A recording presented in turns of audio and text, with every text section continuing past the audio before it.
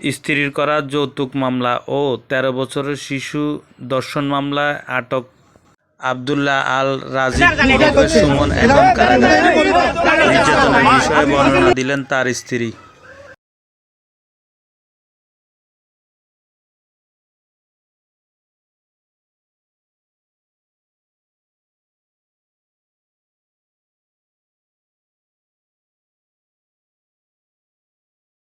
আব্দুল্লাহ রাজীব আমার স্বামী। শুধু আমার 2015 সালে আক্ত হয়, এরপরে 16তে প্রোগ্রাম হয়, নিয়ে যায়।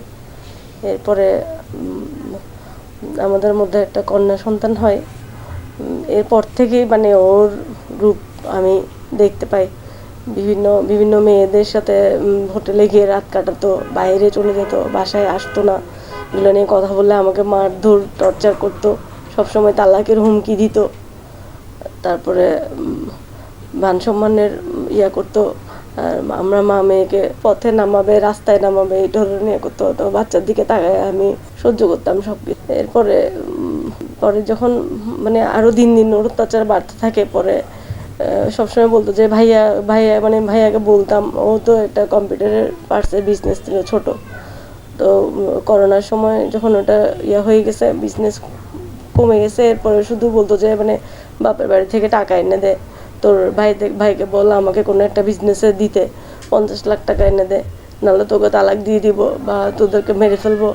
এরকম আরও দিন দিন বাড়তেছিল। বিভিন্ন মেয়ের ছবি ভিডিওগুলো দেখায় আমাকে বলতো যে এগুলো না হলে আমি এগুলা করতেই থাকবো সব সময়। তারপরেও আমি আমার মেয়ের দিকে তাকায় সব কিছু সহ্য করতাম। ভাইয়াকে বলছিলাম, ভাইয়ার দোকানে একটা দেখাশোনা করার জন্য দেয়।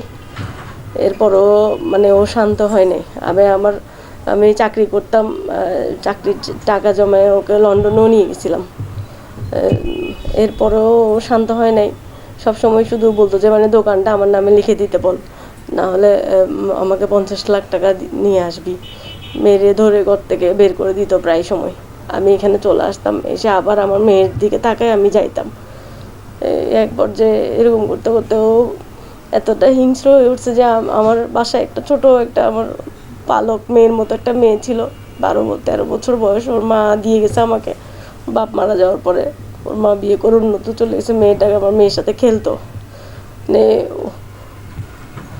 একদিন আমি মেয়েটাকে বাসায় রেখে পাসপোর্ট অফিসে গেছি। ওখান থেকে এসে দেখতেছি মেয়েটাকে আমার বাপের বাড়ি দিয়ে গেছিলাম। ও কাজ করতে গেছিলো ওখানে। আমি এসে জিজ্ঞেস করতেছি, ও কান্নাকাটি করতেছে, কি হয়েছে। ও বলতেছে, ফার্স্টে বলে নাই, পরে আবার জিজ্ঞেস করছি। পরের দিন আমাকে বলছে যে কি সুমন ওকে ট্রেনে হিস্ট্রি রুমে নিয়ে গিয়ে জোরপূর্বক ধর্ষণও করছে। ওর কয়েকটা ছোট ভাই আছে, ওর সাথে মিশে ওরা বিভিন্নভাবে ওকে প্রলুব্ধ করতো। বিভিন্ন মেয়ের নাম বলতো। একজন আছে আবু হানা মুস্তাফা, আরেকজন আছে মইনুল আলমের এই দুলাভাইয়ের হোটেলেই সে রাত্রি যাপন করতো মেয়ে, এবং বিভিন্ন মেয়ের নাম্বার মইনুলই কালেক্ট করে দিত তাকে। ওই জন্য আমি ওর যথাযথ শাস্তি চাই, যেন কখনো কোনো পুরুষ এই ধরনের করতে না পারে। ধর্ষণের ব্যাপারে বর্ণনা দিলেন 13 বছরের শিশু।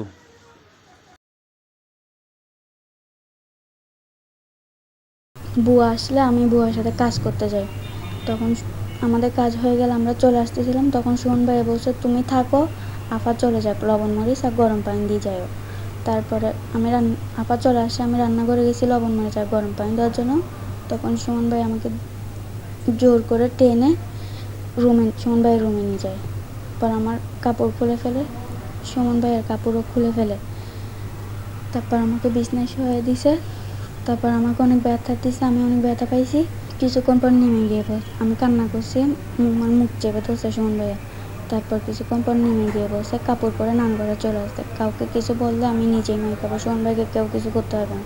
আমি কাউকে কিছু বললে সুমন ভাইয়া বলছে আমাকে মারবে, সুমন ভাইকে কেউ কিছু করতে পারবে না। বহুরূপী প্রতারক রাজীবের প্রতারণার বর্ণনা দিলেন এলাকাবাসী। ওর থেকে বিভিন্ন সময় ওর থেকে বিভিন্নভাবে টাকা চাইতো এবং ওকে বিভিন্নভাবে হেনস্থ করতো। অনেক সময় শুনেছি, আমি দেখিয়েছি, এই হসপিটালে ভর্তি হয়েছে, মেরেছে ওকে। তো অ্যাট লাস্ট যেটা হয়েছে, এটা আপনার মানে একটা এতিম শিশুকে ও যে ধর্ষণ করলো, এটার পর আসলে আমরা কেউ এটা মেনে নিতে পারি নাই। তা আমরা সবাই এটা সুষ্ঠু মানে শাস্তি, একটা সুন্দর একটা শাস্তির একটা দাবি জানাচ্ছি।